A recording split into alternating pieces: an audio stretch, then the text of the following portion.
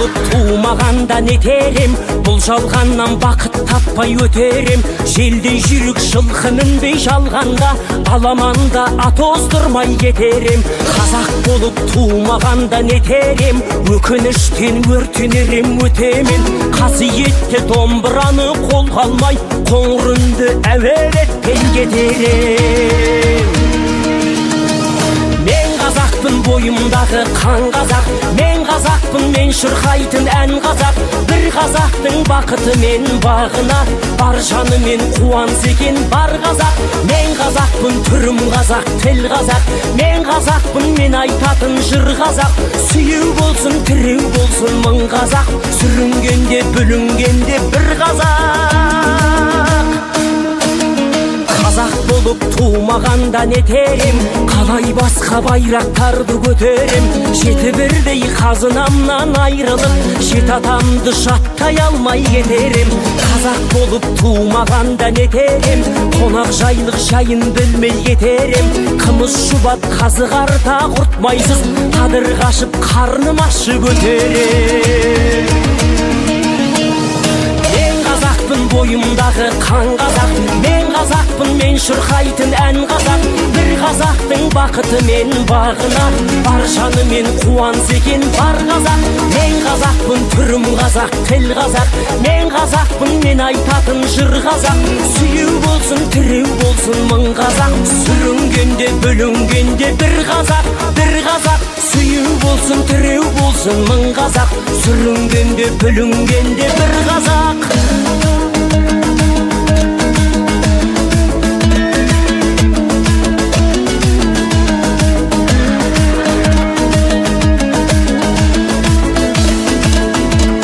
Ассалаумағалейкум. Армысыздар ағайын, адалдығын ақтуын тік ұстаған, арлылығын әрқашан ұмытпаған, жамандыққа жаныға шығыспаған, жақсылыққа армен жуықтаған, кеңдігі қонақ көңілін суытпаған, өрлігі жауға шауып туыстаған, пасқартып арынбаған бұрықтаған, сақтан келген салт дәстүрін құрметтеген аялап кірлетпеген, ие болған жарталем алабына, даңқы өшпес тарих парағында, бәсекенің майданда тік тұрған, күллі әлемге алғырлығын ықтырған, даладай дархандығымен, таймас тарпандығымен күллі әлемге атын мәлім болған қазақ деген қайсарлы да байсалды халықтың нар кескендей ұл-қыздары, армысыздар, бармысыздар?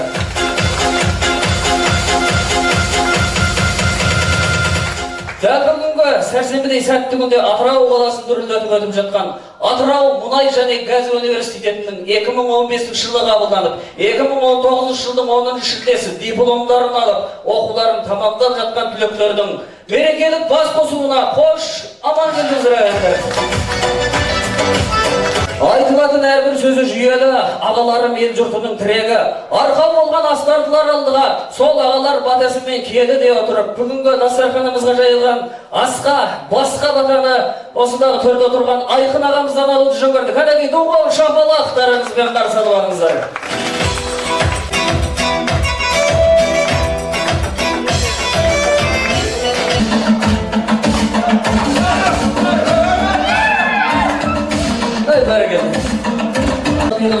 Айқын ағамызды және де бір мәрте құрметтеріңізбен сахна төрде шақырамыз. Шапалақтарыңызды дүрлер соғыңыздар.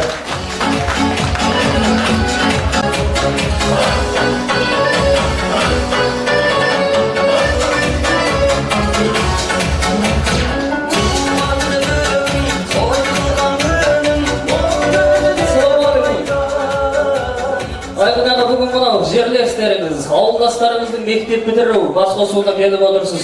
Кәдеге осы балаларыңызға деген бір ізгі тілегіңізді және де мынау дастарханға деген ақ-батаңызды ақтарып жіберіңіз. Кәдеге сөз көзегі өзіңізде. Рахмет. Кеш жарық аса қайғынды, қадірменді менің бауырым Нұрбақытпен келін әлем. Бүгінгі кеш қонақтар өте мәнді де мағыналы сәнді қонақ екен. Өйткені осы Атыраудан білім ал. Мына нәрінде құнарлы Атыраудың байлығына білімінен білім алып, сол білімден толықтап, елді қанатқа қарандап шығып тұрған. Бұлар қоғамның әр саласына барып, осы мұнайдың байлығын ашып, елге үлес қосқан тұр екен. Бұл өте мәнді желіс болыпты. Осындай орай жаратып, әрі бұрын көрмеген, таныспаған бауырларменен, ілішектермен, келіндерменен, және де өзіміздің жас жеткіншек ұрпақтарымызбен таныстырып, бас қостырып отырған Нұрбақыт өнімменен Әлия келінге мұнда бір рахмет айтамын. Ал енді осы орайда мынау енді бірінші еліміз аман, жұртымыз тыныш болсын деп тілейік. Осындай бай бақытты заманымызды қадірлейік, қастерлейік. Онымен әуелі Құдай оңдасын, Қызыр атам қолдасын, еш жамандық болмасын, бақытта байлық егіз болып, тап осы шаңырақтан орналасын. Алла осындай тыныш заманымызды бір Алланың ғаниметі деп білейік. Осындай бай бақуатты заманда, осындай ойлап күліп, осындай күнде той думадап тамашалап жүрейік. Еліміз аман болсын, әрқайсысы бақыт, әрқайсысы осы отырған шаңырағымызға, семьямызға құт болсын. Ауырмаңыздар, сырқамаңыздар. Күнде әр семьяда осындай той думан тамаша, осындай бас қосулар бола берсін деп дейік. Ал біздің жеткіншектерімізге ұядан ұшқан қоғамда мықты орын алып, болашақта осы елге, өз халқына үлес қосатын мықты азаматтар, азаматша болып жетілсе деп дейік. Аллах акбар. Бәрекелді рахмет өзіңізге. Ақбатаңыз дами берсін.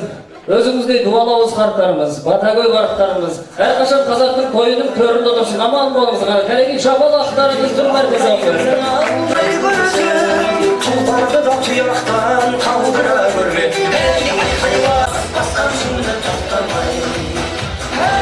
Ат басын бұрып келіп отырған, осындағы оқу тамамдаған түлектердің Қазақстан Республикасының азаматтығына қабылдануына көмек қолын созып, 4 жыл бойы қамқоршы болған, Қытайдан келген қандастарға көптеп көмектесіп жүрген Жібек жолы бауырластар қоғам бірлестігінің төрайымы Әли апайымыз бен жұбайы Нұрбақыт ағамызды сахна төріне шақырамыз. Кәнекей шапала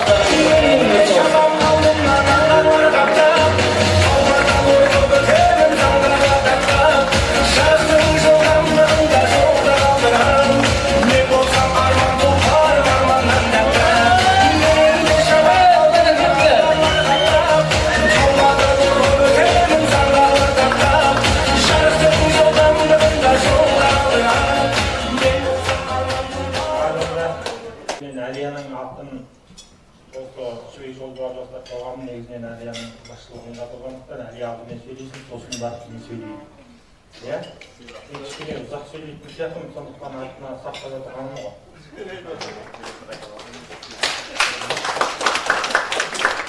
Ал құрметті тойшы қауым деп айтайын. Мынау бірінші сендердің алғашқы балалар тойларың деп есептейік. Қолдарыңа қатты қағаздарыңды алып, азаматтықтарыңды алып, ұядан ұшқалы тұрсыңдар бұйыртса. Сендерге тек қана ақжолық тілеймін, әрқашанда аман жүріңдер. Осы 2015 жылы Атыраудың жеріне мен жаңа қонақтарға айтып көрсетіп жатыр едім. 52 сағат автобуста отырып жеттік біз Атырау қаласына, Алматы қаласына деп. Сол күндердің бәрі ыстық, 4 жыл дейтін көз жұмғандай өте шықты. Осы жерде балдардың қуанышымен бірге қуанып, жаңадан семья құрып отырған балдар бар балдардың ортасында. Оның бәрі қуаныш. Енді өмір дейтін ол кеме. Бұлай соққанда тек қана алға қарай ұмтылып, ешқашан да мұңаймай, қанша қиыншылық болса да төтеп беруге дайын болыңдар. Бірақ мен сендерге сенемін. Сендер менің еңбегімді ақтайды. Қытайдағы әлі келе алмай жатырған ата-аналарының еңбектерін ақтады деп те есептеуге болады. Себебі папа мамаларың алыста болса да, сол 4 жыл оқып, бітіріп, қолдарына қағаз алған ол сендердің көп еңбектерің. Біздер тек жолды көрсетушіміз. Сол көрсеткен жолмен бәрің қисаймай қыңыраймай бір тік жолмен осындай нәтижеге жеткендерге мен өте қуаныштымын. Аналық та манағы жетекші ретінде де, тәрбиеші ретінде де мен сендерге сенемін, үлкен биіктерден көремін деп үміт артамын. Мына жерде шақырылған үлкен, сол Қытайдан келген, бірақ үлкен ағаларым отыр. Дастархандас болып танысып, осы кісілерді сендер көрсін, осындай балдар бітіріп жатыр деп әдейі мына Қарабатанда жұмыс істеп жатқан жігіттердің бәрі келіп отыр. Өте ризамын, рахмет сендерге. Өстіп, біздер Серікжан Біләш айтқандай, бәріміз де бір қазақпыз. Бәріміздің қанымызда қазақ қаны жүріп жатыр. Сол себептен біздер бәріміз де бауырмалмыз. Әрқашанда кім келсе де Қытайдың жағдайын қазір бәрің де білесіңдер. Біздер қамқоршы ретінде осы жерде сендердің бәріңде реттеп қағаздарын ұстап беруге көмектесіп жүр. Енді сендерге балдар, тек қана қандай адам болса да арманы болады, армандарыңа жетіңдер дегім келеді. Биік шыңнан көріне беріңдер, аман жүріңдер деп. Енді мына үлкен ағаларымны айтқым келіп тұр, құдаларым келіп отыр. Сендерге көп мың рахмет. Ой, жиналып отырған балашаға ой деп келмей алмай бәрін келіп отырғандарыңа алтын уақыттарыңды көріп көп рахмет айтқым келіп тұр. Енді қалған сөзді Нұрбақыт жалғастырын деп бере қояйын.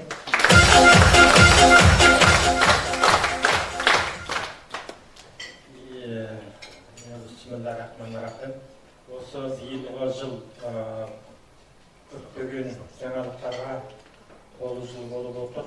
Оның куәсі болып бүгінгі күн болып көп жаңалықтардың біреуі ретінде тарихи есте алатын күн ретінде қалмақшы. Осы биылғы жылда жаңа жылдың басында Қарағандыда көтеріліп еді. Одан 5 бала Астанада 5 баланың өлімі болып бүкіл елдің қабырғасын сөгіп кетіп еді. Содан елдің енді немесі Сергей берген кезде президентіміз орнынан уақытша түсетіндігін жариялады. Одан сайлан басталып кетті. Сондай қызыққа толы болды. Одан босанып бүкіл неше миллион артынан ерген жақтаушыларын алдап соқты. Бір рахаттанып, енді бір спорт көрейін деп шайымды ішіп, алып құрыстап отырып көремін ғой оны деп алдыма суымды әкеп қойып отырсам, біздің боксшымыз Қанат Ислам 14 секундта өзінің қарсыласын құлатты. Соныменен дайындалып келген көңіл күй сондай сепкендей басылды. Мейлі, олда да бір тарихи күн. Осындай тарихи күндердің жалғасы Атырауда тағы да мынау біздің ұлтымыздың этикасын қорлағандығы үшін кіші жүздің батыр жігіттерінен арабтар оңбай таяқ жеді. Одан барып, мінекей бүгін сендер бітіріп отырсыңдар. Қолдарыңа бір жапырақ дипломды алып отырсыңдар. Осы дипломдарың құтты болсын. Осы дипломды алу үшін де оңай тер төкпедіңдер. Сонау алғаш 2015 жылы алғаш сендердің жарнамаларыңды жасаған кезде осы орталарыңда тұр, мына жерде орнымнан тұра ғой, Сұлтан Қазақ жол. Осы жігітке жарнама жасатып, осын жанымызға ертіп алып, осы 100 баланы алып келуге үлкен еңбек сіңірген жігіт еді. Бұл жерде ешкімнің немесі елеусіз қалмайды, бәріңе рахмет. Оның ішінде осы сол кезде алғашқы бастаманы бастаған, осы сол кезде көмегін жасаған Сұлтан Қазақ жол деген азаматтарыңыз еді. Енді келгеннен кейін түрлі қиыншылықтар болды. Алғашқы үйлесу сатысынан өттіңдер, сол кезде біршама қиыншылықтан бастан кешірдіңдер. Ал сол келген бірінші күннен бастап осы Алия бейне. Негізі бұлай болған жағдай еді. Кезінде мен Алияға бір ғана сөз айтқан едім. Тамақты ішіп алып, қарынды сипалап жүргеннен басқа білеріміз жоқ болды ғой деген бір ауыз сөз айтқан едім. Неге олай айтасың дейді. Анау Қытайда жатқан 2 миллионнан астам қазақ бар. Ең болмағанда соларға бір-екеуіне көмектесе алмадық қой. Осы дүние өсіп өтетін сияқты деп өз-өзімнен түңілген кездерім болған. Сонда Али айтқан еді, неге олардың балаларын оқытуға көмектеспеске деген бір ой туылып, арты университеттің ректоріне шығу арқылы осындай адамдарға барып едік. Енді орталықта бала болдыңдар, оң солдарыңды тани алмай, бірінші курста солай өтті. Яғни анализ жасау қуаттарыңның себебінен де болды деп ойлаймын.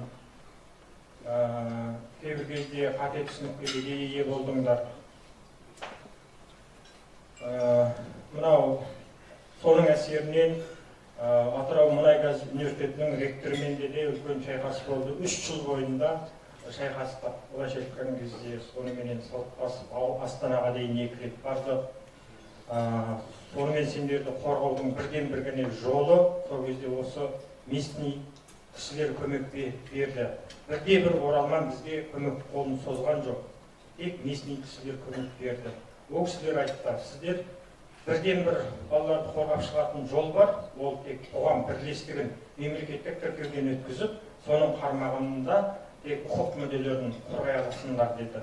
Содан Алия осы жібек жолы бауырластар қоғамдық бірлестігін құрып, сол арқылы сендердің мүдделеріңді қорғап, сендердің ала алмай жүрген 25% жеңілдіктеріңді 4 жыл бойы алып берді. Оның үстіне емтиханнан құлаған ақшаларымның саны қанша болған білесіңдер ме? 15 миллион теңге болған. Осы 15 миллион теңгені қолдарыңа қайтатқызды. Сол кезде сендер ұшаққа мініп ұшып кеттіңдер. Бұл жерде біз тағы бір адамды айтуымызға тура келеді. Ол кісі Сәния Тойкен деген қазақтың қалауылда аяулы қыздарының бірі.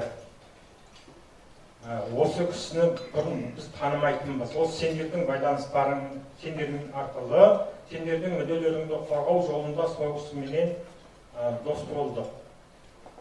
Алия екеуі бір-бірінен жылы жазылмай, ал ол кісі сендерге 2-ші жылы, 3-ші жылды жеңіп алуын, сол кісінің көмегі. 4-ші жылына барғанда енді әкімнің өзі бұлайша айтқан кезде жеңілісін мойындады. Осы барыста көптеген психологиялық ауытқулар болды. Әсіресе табансыздық еткен балаларда болды. Бізді сатып кеткенде де балаларда болды. Оның бәрі енді бүгінгі күнде бұның бәрі кешірілді. Кешірілмейтін, сүрінбейтін жақ болмайды дейді, сүрінеді. Сондай түсінбестік жағдайларда да соны кешірдік. Сол кезде мен бұлайша айтқан кезде қой, Алия, қолыңды бір сілте. 3 жыл бойында жетектеп келе жатсың, енді осыда жетеді деген кезімде. Жоқ, мен олардың ата-анасы, уәде деген Құдай сөзі. Ата-анасының алдында осы 4 жыл бойында осылардың анасы боламын, мемлекет боламын деп әкелгенмін. Енді соңын қорытындысын шығарып кетейін деді. Әлі күнге дейін неметіп атыр. Осы сендердің шаруаларың арқылы мен арыз жазудың маманы болып кеттім. Бұрын адам баласының үстінен арыз жазып кеттім. Сол арызды президентке арыз жазып, немеге білім министрлігіне арыз жазып, сөйтіп жүрудің арқасында осы сол арыздың ақырын осы алдыңға атты тағы жаздым. Мынау Ерлік Ұлпан, сенің мәселең бойынша соңғы арыз жазып, енді осы арыздан Құдай сақтай көрсінші деп соныменен өзіме неметіп отырмын. Бұдан кейін осы сендер бітіріп кеткеннен кейін арыздан Құдай сақтасын. Мен көбінде арызды жазамын. Сонымен сықитып отырып жазамын да, ол бомбы сияқты болып тұрады. Содан ол бомбыны Әлияның беліне байлап жіберемін. Сен тәңкіні барып жарасың. Әлия кетеді. Әлияға кей кезде айтамын, ей, қаппа, тісіңді батырып қана қойсаң болды десем, барады. Санын жұлып алып, етін көрсетіп келеді ғой. Осының барлығы осы Әлияның қасқырлығының арқасы.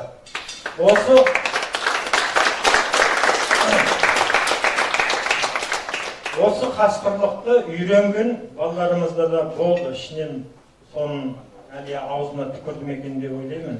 Мына жерде кім бар еді? Үстінде Айдынгүл Өмірбек Айдынгүл. Оныңнан тұрпыш. Міне.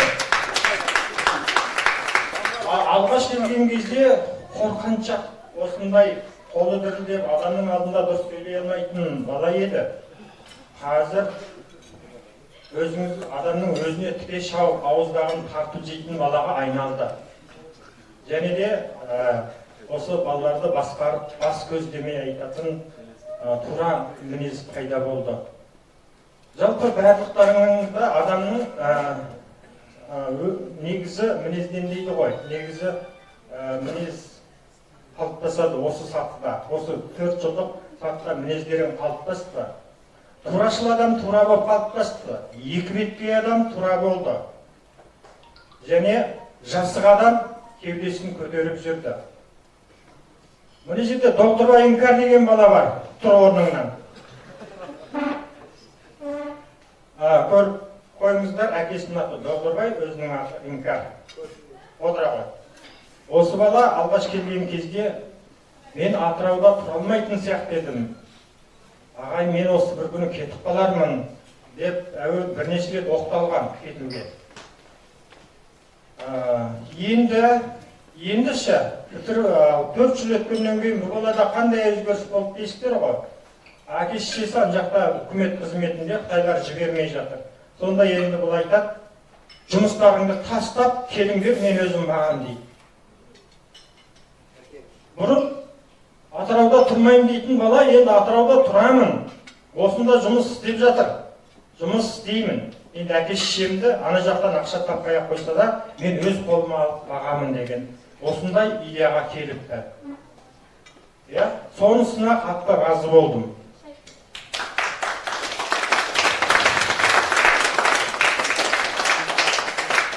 Енді осы жақсылықтың барлығы сайып келген кезде біздің тәуелсіздігіміздің арқасы.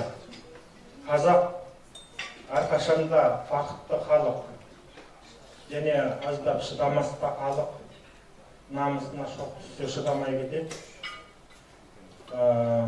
Сол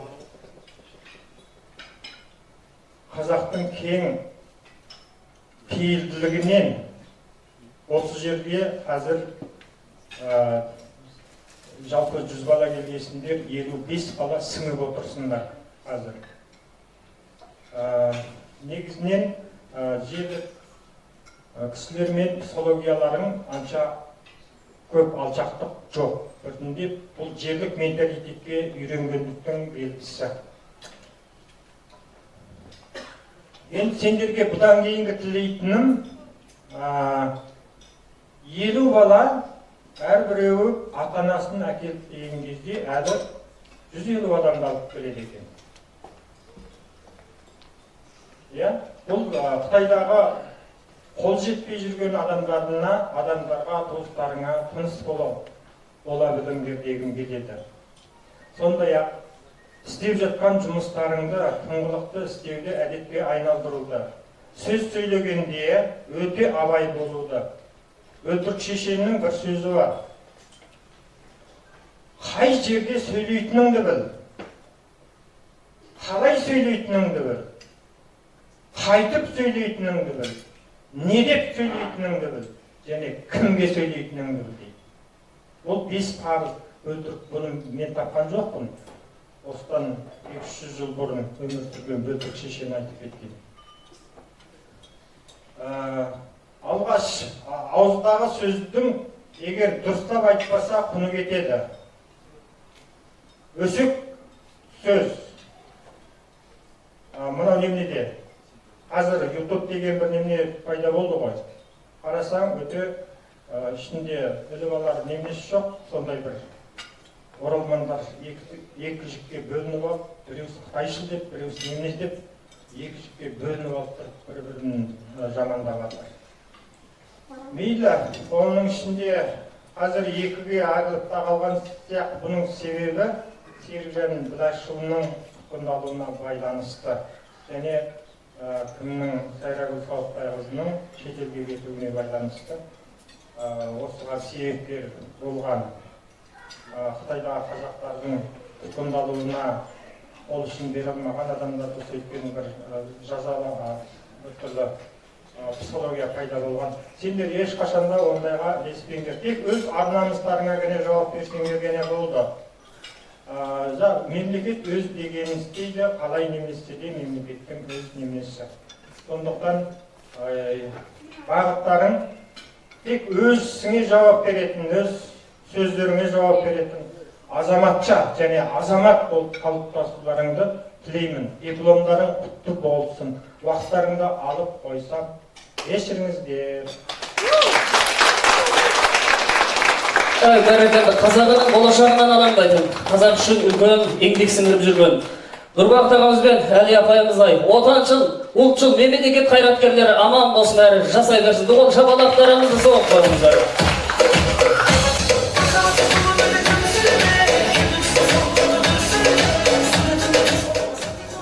Береке болсын, жақсылық болсын.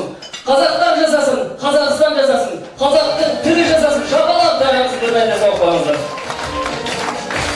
Бәрекелді, бағанағанымда көшінде көңіл көтеріп, бильярдханаға барайын деп тұрған кезімде осында шақырып алып, қолыма микрофон ұстатып, жүргізуші қылып қойған Әли апайымға көптен көп рахмет, өзіңізге көп рахмет. Болашақ отырмын. Рахмет өзіңізге. Шапалақтарыңызға мұндамын, рахмет ағайындар.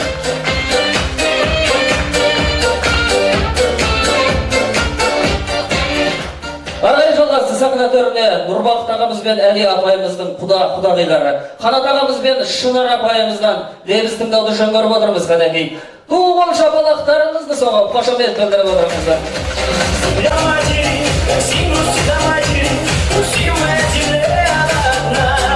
Асылы ойын. Бәрекелді аға, бүгін мынау өздеріңіздің жерлестеріңіз мектеп бітіріп, оқу тамамдап, қолдарына оқу бітіру куәліктерін алып, арқа-жарқа болып қуанып отырған жайы бар. Кәнекей осындағы барлық студенттерге деген лебіздеріңізді аямай ақтарып жіберіңіздер.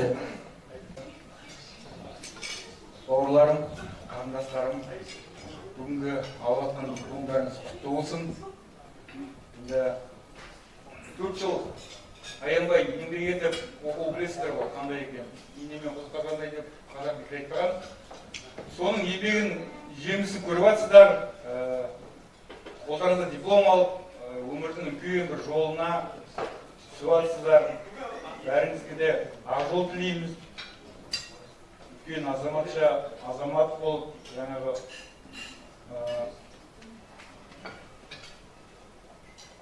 сенде бір кірпіш дүниеге кеткен тапта бар қалам деп айтқандай, сіздер де әрқайсыңыздар өмірде өздеріңіздің жолдарыңызды табуға тілектеспін. Және мына төрде отырған құдағайларымыз біздің осы кісілердің еңбектері зор деп санаймыз. Осы балдардың келуіне, оқуына, өмір сүруіне, тұруына, үлкен азаматша болып қалыптасуына үлкен себеп болған кісілер деп санаймыз. Осы кісілердің жанұяларына амандық, дендеріне саулық, бақыт тілейміз. Ақ жол болсын бәрімізге де. Құрметті қонақтар, құда-құдағай, бүгінгі мына сіздің балдардың бәрі сіздердің балдарыңыз ғой енді. Дипломдары құтты болсын. Сіздердің балдарыңыз деп есептеймін. Қамқорлар, қамқоршы болып келатсыздар. Осындай жақсы дипломдарына қолдарына үлкен азаматша болып жатыр. Не айтам, бәріміздің де дендеріңіз сау болсын, осы отырған армандарыңыз орындалсын, ойлаған армандарыңызға жетіңіздер, үлкен азаматша болып, құда мен құдағайдың тілегін ақтап, осындай үлкен жетістікке жетіп жүре беріңіздер. Сол үшін көп рахмет бәріңізге.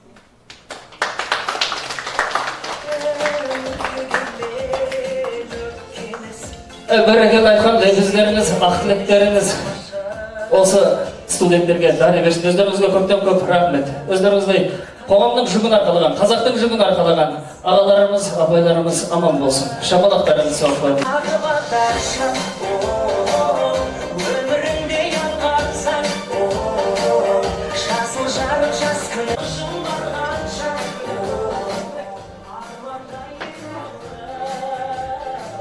Кенеткен жайлаудың кеңдесін, домбырасы ғасырдан сыр шертетін, біз қазақтың ұрпағымыз ұжданды түсірмейміз салт дәстүрдің еңсесін.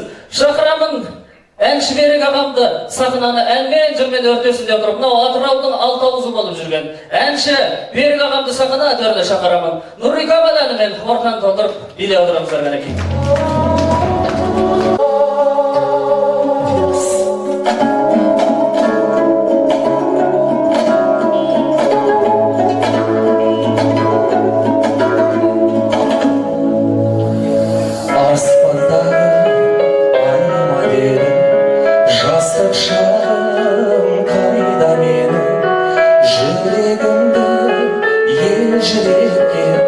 Жаным сондай жайда мен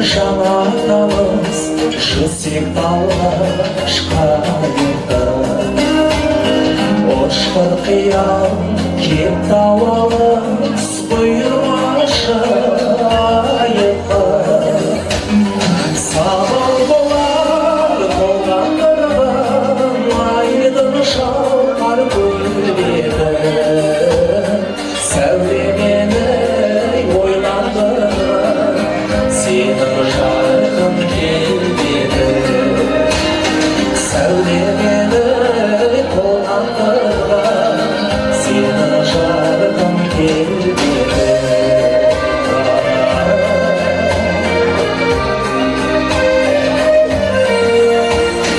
гүлдің жүзін нұрланды тұрмас сенің дидары сол бейнеңді тұрған күні су бетіне қимады ескегімді берші маған мені сен сенеспен су өлкесі сындырған сенің көлің емес пе су өлкесі сындырған сенің көлің емес пе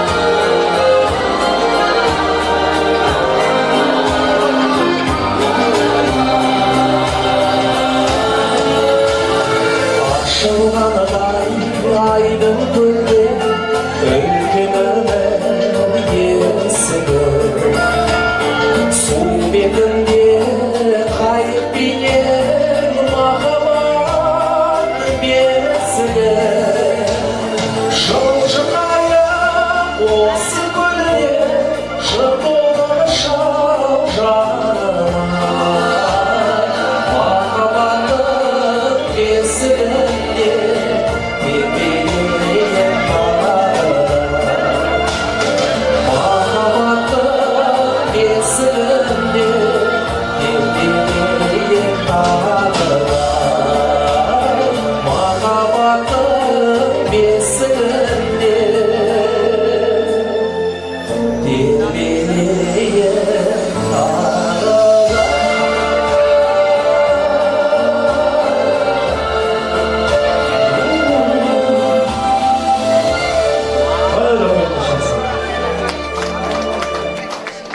бәрекелді бүгін мынау мектеп бітіріп отырған оқу тамамдап отырған студенттерге ақ тілектерін арқалап келіп отырған ізгі тілектерін айтуға келіп отырған Нұрберген ағамыз бен Мира апайымызды Нұрман ағамыз бен Жұлдыз апайымызды Айдын ағамыз бен Жан апайымызды сахна төріне шақырамын кәнекей қошеметтеріңді білдіріп отырыңдар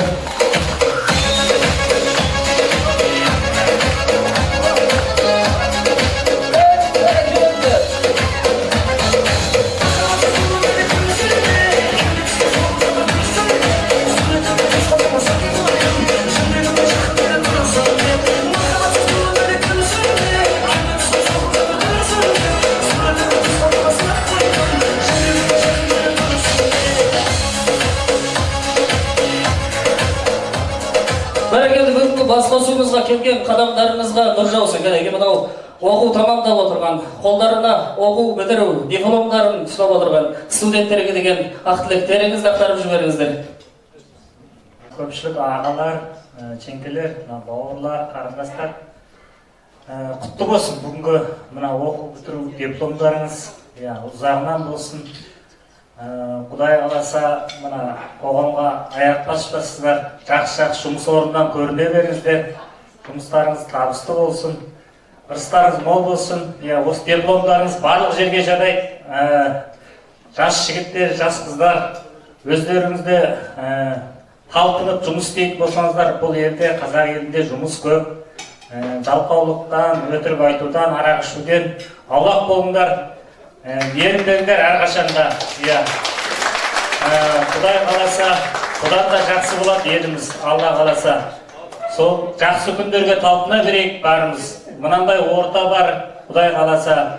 Бізді осы Атырауда кіші болса да, әлі арғарай сіздер дамытады деп ойлаймын. Бұдан да үлкен қала болып шығуына тілектеспіз. Барлығымыз осы Атырауды гүлдендірейік, елімізді гүлдендірейік. Болашақтарында Алла тағала нұрымен жаусын. Сол әке шешелеріңді бағамыз деп жаңа естіп жатырмыз.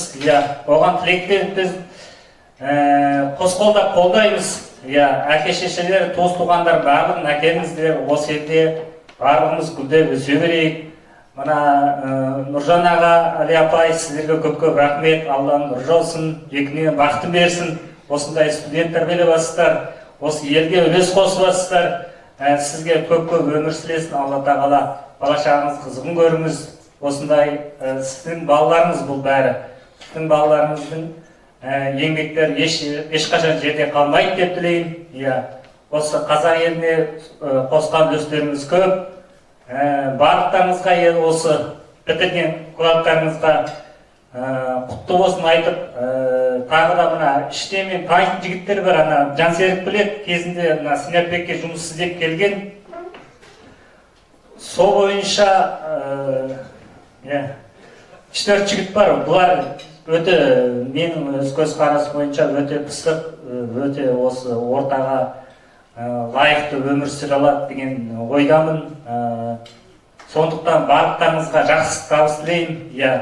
Бұдан кейін аға бауырлы болып, бір-бірімізді осы аман сәлеміміз түзу болып, бір-бірімізден көмектесіп, жол сұрап келіңіздер, резюмеңіздерді дайындап Жансерікке беріңіздер. Сол бойынша жұмыс қарастырайық осы Атыраудан.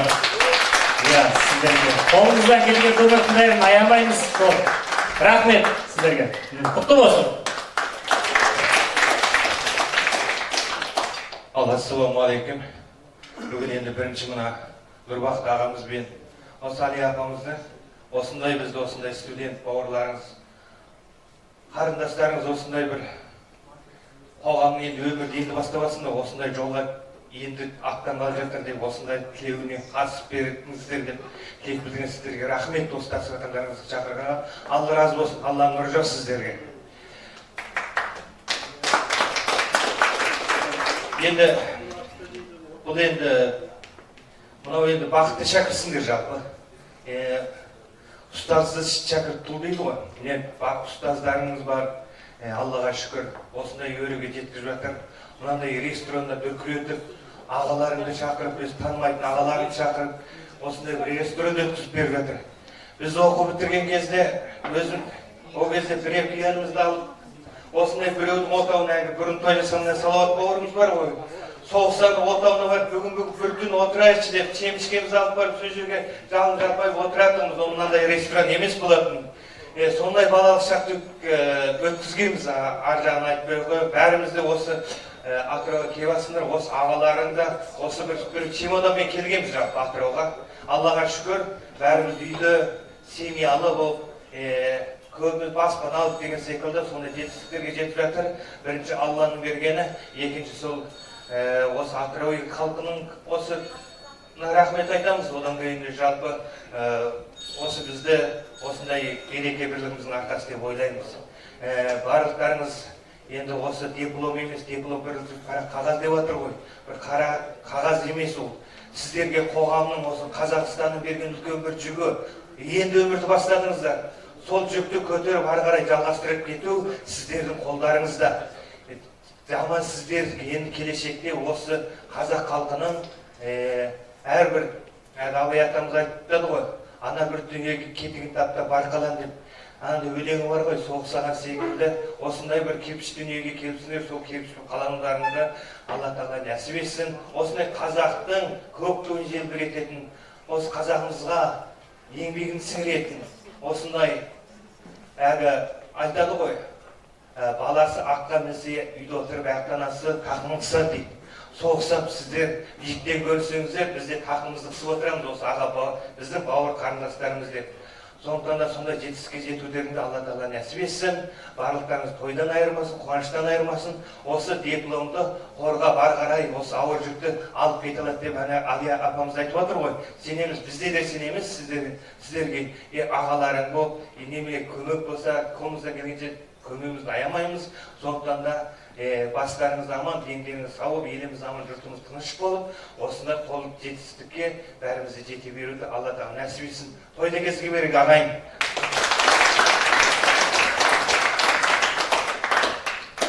Ассалаумағалейкум. Қош келдіңіздер. Әлия апа, Нұрбақыт аға, сіздерге рахмет, елеп ескеріп шақырғансыздар. Енді бірінші қарындастар, бауырлар, мына ішінде біраз адамдар танимын өзім бауырларымды. Жансерік деп айтып отыр, Сержан, Қасте, Сенапекте бірге жұмыс жасап, аға деп сыйлап тұрады әрқашанда. Рахмет. Сол бағана Асекең айтып кетті ғой, жалпы осы ішінде біраз жігіттер танимын. Осы қоғамға үлесін қосып та жатыр, тырысып, ары қарай үлкен жетістікке жететіні көрініп тұр. Басқаларыңыз да сондай жолдарыңыз ашық болсын, дипломдарыңыз құтты болсын. Ары қарай жоғары биіктен көріне беріңіздер деп тілеймін. Аман болыңыздар. Бағана Салауаттың тойына да болдық. Қаншама кісілер, қонақтар болды, жора-жолдастар болды, күшті той болды. Сол сияқты мына жерде үйленбеген жастар бар. Бақытты болыңдар, жұптарын тауып, ары қарай биік шыңдарды бағындырып, тек биіктен көріне беріңіздер, бақытты болыңыздар деп тілеймін. Тек жақсылық тілеймін сіздерге. Біраз айтатын сөздер бар еді, ұмытып қалдық қой.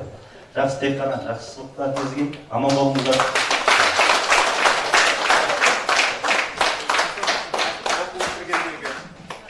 Бір нәрсені айтып кетейінші, бір минут. Қызық болды ғой, жалпы айдам деп ұмытып кеткен сөзім бар еді. Сіздердей кезімізде бізде болдық, Алматыда болдық, екімекінің алғашқы келген кездері. Ол жылдарды айтсам, үлкен бір кітап деп айтуға болады. Ақындығым жоқ, болмаса бір кітап жазып жіберуге болатын бір нәрселер бар. Сосы ана кісі болсам баяғы бір кітап жазып жіберер едім. Өйткені ол жылдардағы 2002 жылдары келгенде бір 3000 оқушы келді, соның тең жартысынан көбі кетіп қалды, қиыншылыққа шыдамай. Тең жартысы келді, оқыды, диплом алды. Қазір деген әрбір салада қазақта үлесін қосып отыр Қазақстанда. Енді ол кезде қиыншылық, қазір сіздер бақытты жансыздар. Сіздерге қарап мен қуанып отырмын. Ол кезде қайда? Квартирадан квартира, жатақтан жатақ, қарашай қаранан соны жеп, жайлап осы күнге жеттік. Құдайға шүкір, тек бақытты болыңыздар, аман болыңыздар деп тілеймін.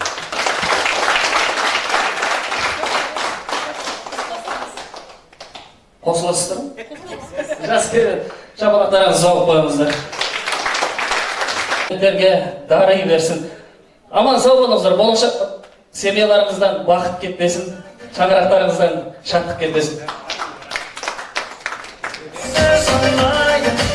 Ұзақ, ақыл, сауқынбек, жақсылық қатарлы ағаларымызды шақырамыз. Шапалақтарыңыз жауып, қошаметтеп қойыңыздар.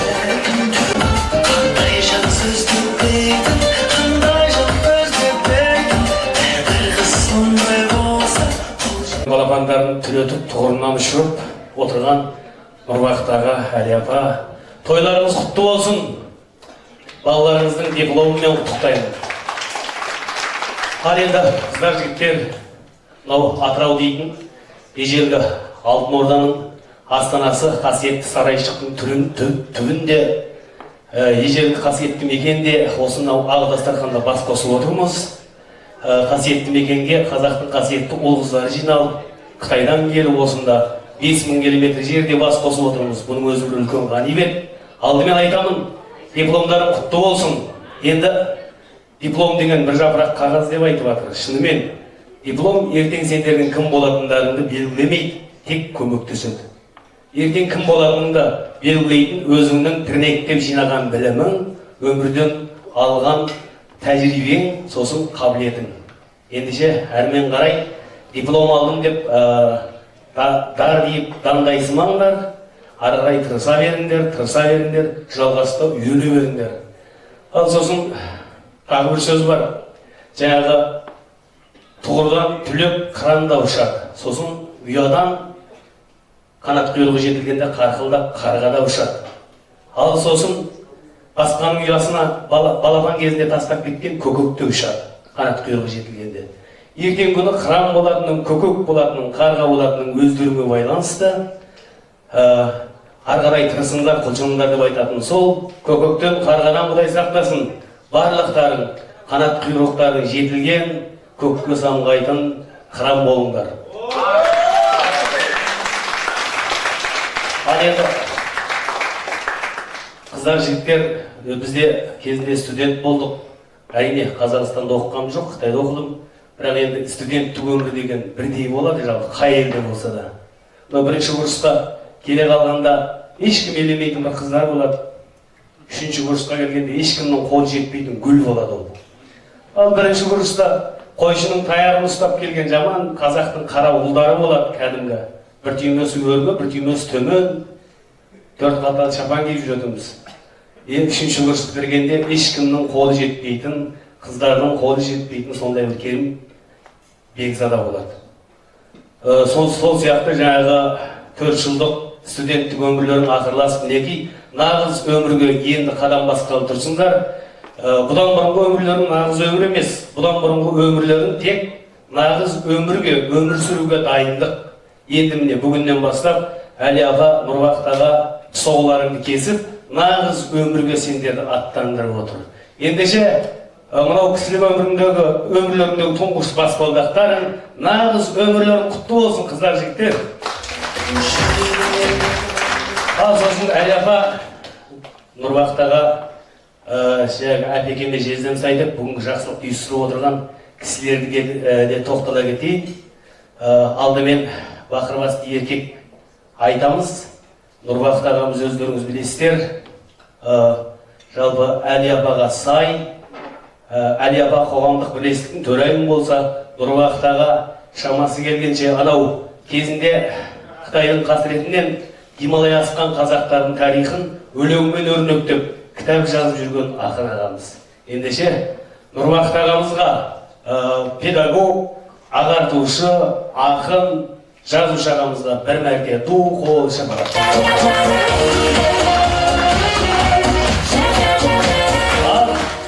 Рахмет. Балаларыңыз бақытты болсын, осының бәрі сіздердің балаларыңыз. Ал енді мынау Әли апаны көрсем, баяғыдағы мысықпен шыққан мультфильм бар ғой, Том мен Джерри. Сода бір мама үйрек болады ғой. Үлкен артынан шүпірлеп, 30-40 шөжесін ертіп алып жүретін мама үйректер болады ғой. Әли апаны көрсем, тура сол көз алдыма келеді. Енді мінекей артынан шүпірлеп еріп жүрген шөжелері қанат құйрығы жетіліп, жан-жаққа тірлік қуып, өнер қуып, қазақтың мынау алтын шаңырағына бір-бір уық болып қадалайын, шаншылайын деп отыр. Ендеше Жібек жолы қоғамдық бірлестігінің төрайымы, үйде асыл ана, асыл жар, ал сыртта білдей бір қоғамдық бірлестіктің төрайымы, тек қана төрайым емес, шындығымен, іс-жүзіндік іс-әрекеттерімен анау алыстан келген ағайынға, Қытайдан келген өзіміздің қандастарымызға көмек қолын созып, құжаттандырып оларды, документтеріне көмектесіп, солай игілікті жұмыс шаралар атқарып жүрген әпкеміз, апамыз. Ендеше кеше ғана келген менің жиенім міне 2 жылдың алдында Қазақстанға келген, 2 жыл бойы документін бітіре алмадық. Енді депорт жасау мүмкін деп ойлап едік Қытайға. Кеше ғана Әли апаның қолымен сол шаруалар оңға басып, жиенім де енді документін қолына алайын деп жатыр, Алла қаласа. Сондай игілікті шаралардың басында, қасында жүретін ардақты апамыз, осындағы шөжелердің мамасы Әли апаға ду қол шапалақ.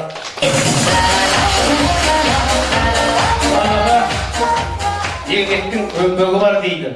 Берсең аласың, ексең орасың. Міне, еккен егініңіз жайқалып пісіп, енді орайын деп отырсыз, түсімді болсын, өнімді болсын. Осы балаларыңыздың қызығын көре беріңіз. Ертең осылар сізді ұшпаққа шығарады деп үміттенеміз. Ұшпаққа шығармаса да, сіздің үмітіңізді, еңбегіңізді ақтайтын мықты жігіттер мен қыздар болсын. Ал қыздар, жігіттер, алға дипломдарын құтты болсын. Рахмет. Ассалаумағалейкум. Құрметті бауырларым, қарындастар, бүгінгі мына алған дипломдары құтты болсын. Бір өмірдің жаңа кезеңіне қадам басқалы жатсыңдар. қашанда қадамдарың анық болсын, алдағы жолдарың ашық болсын. Осы барыста Әли апай мен Нұрбақыт ағаның сендер үшін сіңірген еңбегі өте зор екен. Алдыңғы жылы Алматыдамыз досымыз екенбіз. Алдыңғы жылы келгенбіз Атырауға жұмыс бабымен. Сонда Ержан бауырым болады өзімнің. Мені андай өзінің туысының үйіне ертіп барғандай барып, таныстырып, сол жерде қонақ болып, кісілермен әңгімелесіп, марқа-жарта болып сөйтіп қайтқанбыз. Содан тағы да жанымдағы Қабыл деген дос жігітім бар. Ол жігіт те келіп, оның ғана өрендерім несі болады, балдыз болып келеді.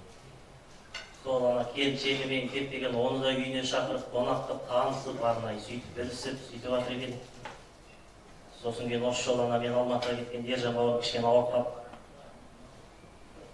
қатты ауырып қалып кішкене нетпеген барып Әли апайлардың үйіне жатып, 10 күн үкілдәрін сол жерде жатып алып, сөйтіп өзінің үйінде, өзінің әке шешесіндей болып. Осының өзінен ақ бұл кісілердің басқасын айтпағанда адамдығының қаншалық дәрежеде екенін көруге болады.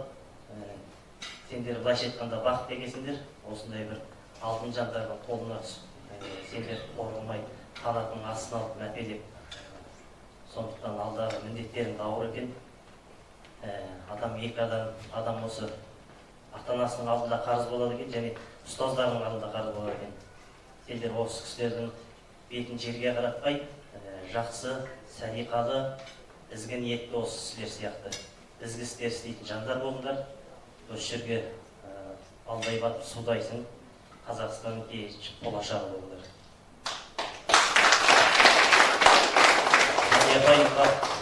Аға, сіздерге зор денсаулық тілеймін, өмір жастарыңыз ұзақ болсын. Осы істеп жатқан ізгі ниеттеріңіз Алла тағалам сауаптан жазсын, өмірлеріңіз ұзақ болсын. Ассалаумағалейкум, аға жеңге, құрбы-құрдас, бауырлар мен қандастар.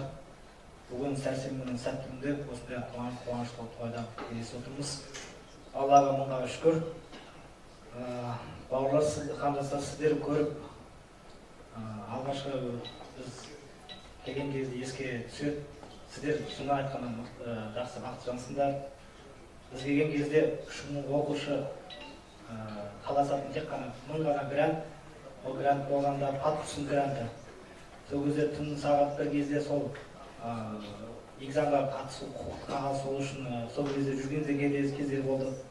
Жаңағы Айдын досым айтып кетті. Сол кезде бізде осындай Әли апа, Нұрбақыт аға ондай кісі кездескен жоқ. Квартира көрмеген қиыншылықтар көрдім. Сіздер шынында бақыттысыңдар. Енді Әли апа осы істеген жақсы істер Алладан қайтсын. Осы осы оқушыларыңызды, сіздердің балаңыз ғой, соларға қызықтан өсін. Сіздер өшірдегі ата-анасындар, шекараның ары бетіндегі ата-аналары сіздерге тапсырыс беріп отыр, олар қадыржан болып жатыр. Енді сіздер дипломдар құтты болсын, алға қарай қойған мақсаттарыңыз жете беріңіздер, өркендеп өсе беріңіздер. Жақсы жұмыс істеп, осы апа мен ағаның осы еңбектерін сіңдіріп, үміттерін ақтай беріңдер. Тек қана сіздерге алға сәттілік тілеймін. Бағанадан бері жақсы тілектер айтып жатыр, бәріне қосыламыз. Осы қуанышта өткен бері көрмеген ақыл досымды кездесіп отырмын. Әңгімесі кетіп, осы 2001 жылы бірге Алматыда сол кезде мен танып қойып, мен 18 жыл өтті, мен енді танып бір көріп мені танып қойып. Сол енді сіздер бір осы қуанышта және досымды тауып отырғанда рахмет сіздерге.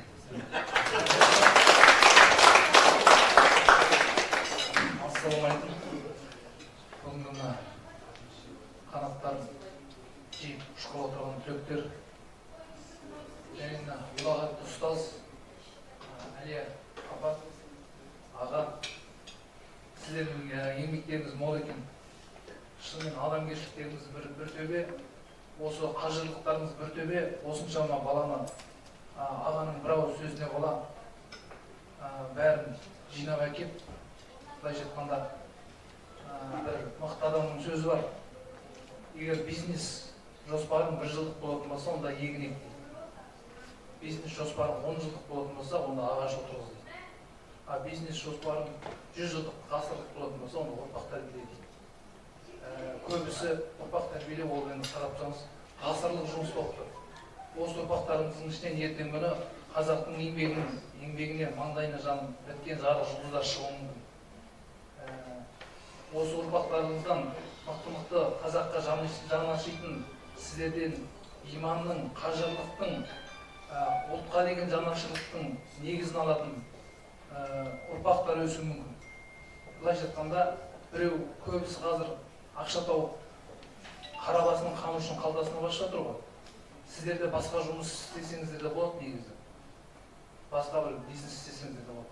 Бірақ сіздердікі ол жол емес. Бұндай жолға бара беру екінің бірінің қолынан келмейді деп ойлаймын. Мына қоша баланы жинап әкеп, жаңа айтып жатсыздар, қанша арыз жаздық деп жатсыздар. Бір үйдегі екі баланы тәрбиелеудің өзі қазір мына заманда қиын болып тұр. Бірақ жан-жақтан қаншама баланы әкеп тәрбиелеп, осы Қазақстанның қоғамдық ортасына осыларды аман-есен оқытып, бүгін осы дәрежеге жеткізіп, оң мен солын ажыратқызып, қосып отырсыздар. Сіздерге былайша айтқан кезде ана жақтағы осы бүкіл балалардың ата-анасы қарыз, осы балалар қарыз түсінетін болатын болса, айналып келгенде қазақтың өзі қарыз. Осылай аянбай еңбек етіп жатқан ұстаздарға рахмет, сол үшін шапалақтап қойсаңыздар.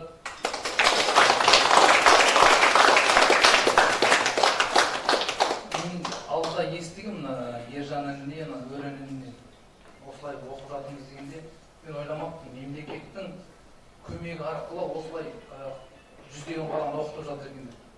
Бұл жерде әңгіме олай емес екен. Сіздер ағаның бір ауыз сөзіне ола, ерінбей осының бүкіл жұмысын бітіріп, осы жерге әкеп, грант қылып, осы балаларды оқытып, қаншама еңбек сіңіріп жатсыздар. Бұнда енді шынымен екінің бірінің қолынан келмейтін қазір таңырқап тұрмын. Осы ұрпақтар енді қазір жан-жақтан қаншама қысымдар, мемлекеттен ішінен болсын, сыртынан болсын, қазақтың несіне тәуелсіздік тұғырына таласып тұрған қаншама нелер бар ғой. Сондай жағдайда осындай ұрпақтар негізі және осы қазіргі бай бақытты тұрмысымызға мәз болып қалмай негізі кішкене ойлана жүргеніміз дұрыс барлығымыз. Қазір қарап отырсаңыздар мына дастарханда ешқандай ішімдік жоқ. Түрлеріне қарасаң деген қазақтың болашағы жанып тұр, көздерінен от шашады. Мен жастарға сенемін деп айтқандай. Осы енді алып отырған дипломдардың жемісін көріңдер. Және айтып отыр, ағалар қандай тілектер айтты. Ол бір жапырақ қағаз болғанмен қоғамдық ортада өздерінің орындарын алып, ойып тұрып алып, өздеріне байланысты. Болашақ өздерінің қолдарында, басқышының қолында емес. Тек еңбектенсеңдер, соған жетесіңдер. Қадамдарың ашық болсын. Сіздерге де көп рахмет, мол бақыт тілейміз. Осыншама ұрпақтарымыздың ішінен енді барлығы тілеп жүрер, дұғалар қабыл болсын. Шаршамаңыздар, қолдарыңыздан келсе, осы алып отқан жұмыстарыңызды ары қарай жалғастырыңыздар негізі. Өте керемет екен. Әлбәрге дос айтқан ақ тілектеріңізге, лебіздеріңізге көптен көп рахмет. Бағана ғана алдарыңызда өзінің әдемі әзілдерін айтып, қазақ қара сөзінің жілігін шағып майын ішкен, ағылескер, ақын, тапқыр, сөз тапқыш, жақсылық ағамалға кәрәбей. Туғал шапалақтарыңыз соғып қойыңдар.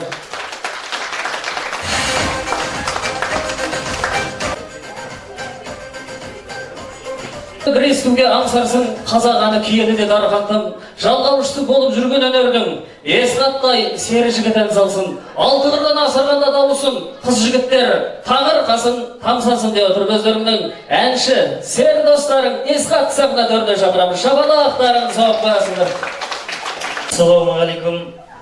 Осы ағалар, және Әли апай, және Нұрбақыт ағай, және сабақтастар, құрдастар, сіздерге енді Алланың нұры жаусын.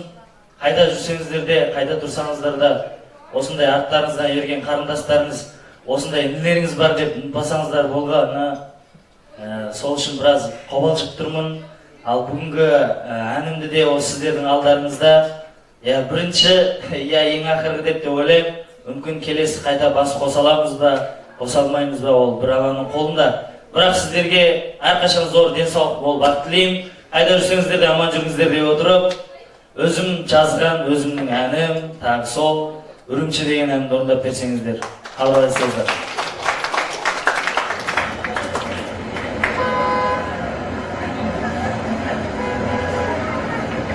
Orada oturup bile отырасыздар, ғана кей сабақтастар, қолда отырасыздар.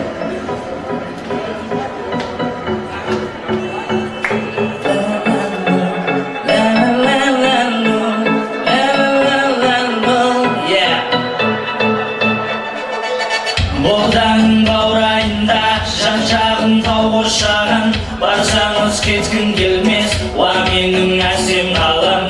Түндері күндізгідей шырақпен жарқыраған, сан түрлі көліктерін сынаптай жылтыраған. Айбынды ғимараттар аспанмен тілдеседі, апрель достарында шақырды күнде сені. Бұл менің туған қалам, ырысы думан қалам, сен төккен аз күнімде әрдайым есім алам.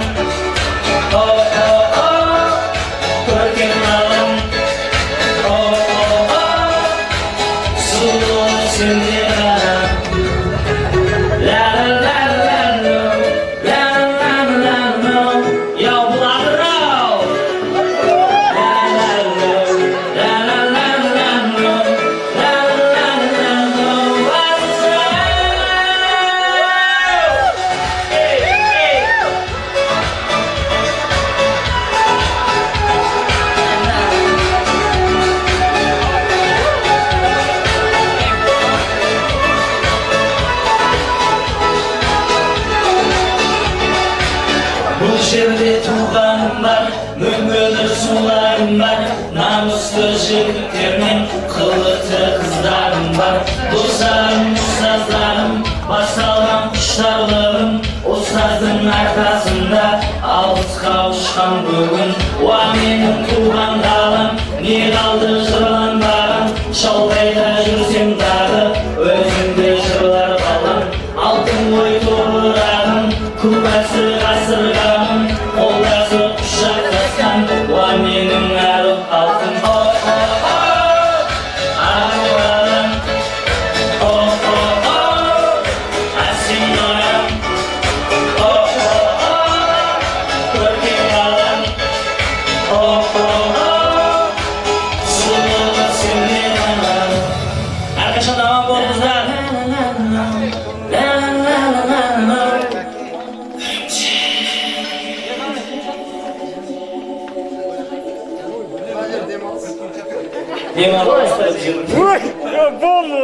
Тез керек. Бірінші көрген қалай келеді әсем дара, арқады құштарлығын өзіммен көрсем ана.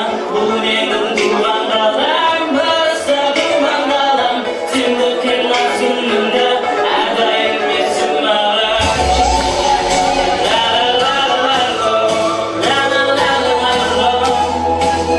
Әрдайым есім маған.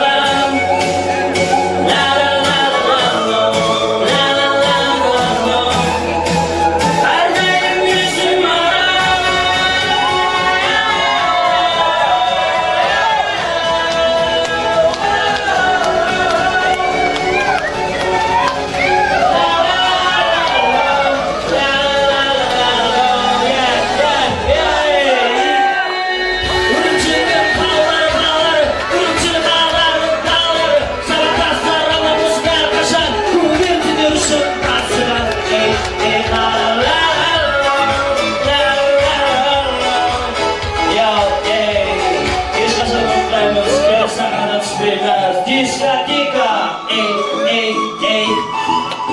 Rahmet.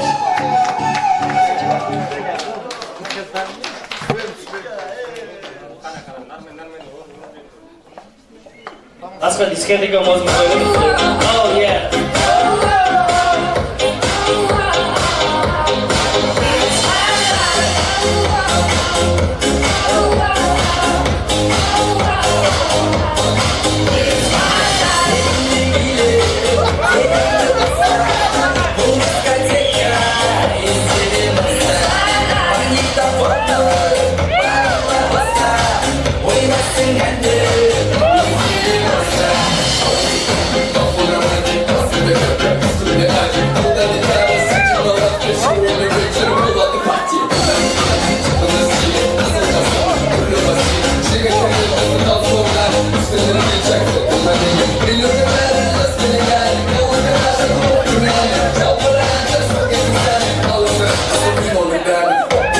Drop the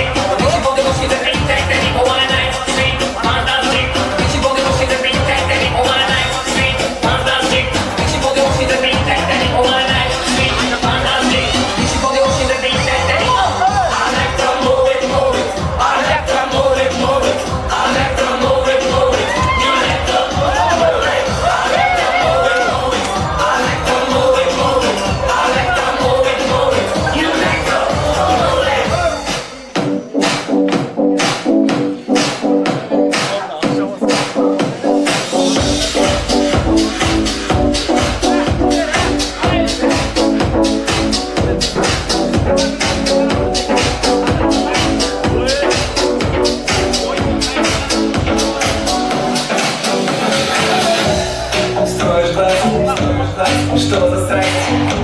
Подхожу к тебе немедленно со словом «здрасте». Ты такая милая, ты такая красивая, стоп, мне просто. Я просто в шоке, твое тело просто космос. Все ближе, ближе, все ближе, ближе. Повторяй за мной, поднимая руки выше, еще выше, еще выше. Прошу, танцуй со мной, девочка из Парижа. Твоя улыбка, неимоверно, самая высшая, самая высшая. Моя малышка, твоя улыбка, неимоверно, самая высшая, самая высшая, самая высшая.